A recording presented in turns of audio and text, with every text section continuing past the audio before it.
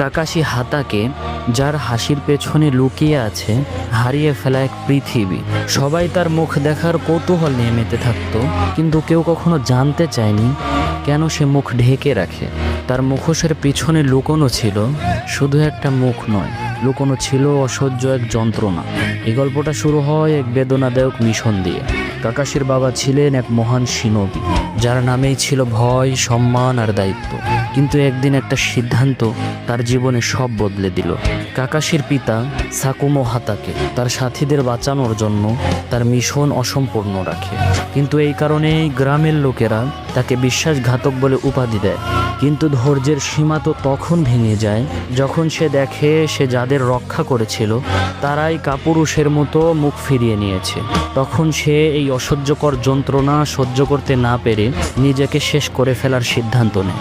আর ছোটবেলায় কাকাশির জীবন দুঃখের সাগরে ডুবে যায়। ছোট্ট কাকাশি দেখল কিভাবে সমাজের মানুষেরা একজন সম্মানিত ব্যক্তির সম্মানকে এক মুহূর্তে চূর্ণ বিচূর্ণ করে ফেলে।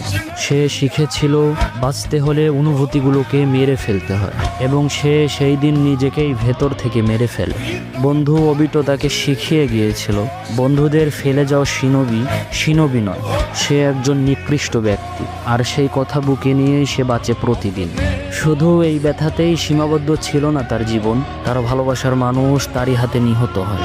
আর ঠিক সেই মুহূর্তেই কাকাশির আত্মা চিরদিনের জন্য নিঃশব্দ হয়ে যায়। সে হেসেছে যাতে অন্যরা তার কান্না শুনতে না পায়। সে বই পড়েছে যাতে তার ভাঙা হৃদয়টা কেউ না দেখে। তার শারিঙ্গান দিয়ে সে হাজারটা জাদু শিখেছে, কিন্তু সে নিজের যন্ত্রণা ভুলে যাওয়ার জাদু কোনোদিন শিখতে পারেনি। সবাই তাকে বলেছে কপি নিনজা, কিন্তু সে তো ছিল হাজারটা স্মৃতি বয়ে বেড়ানো একটা ছায়া। তার মুখোশের পিছনে কোনো মুখ নেই, শুধু আছে হারিয়ে ফেলা স্মৃতির কবর।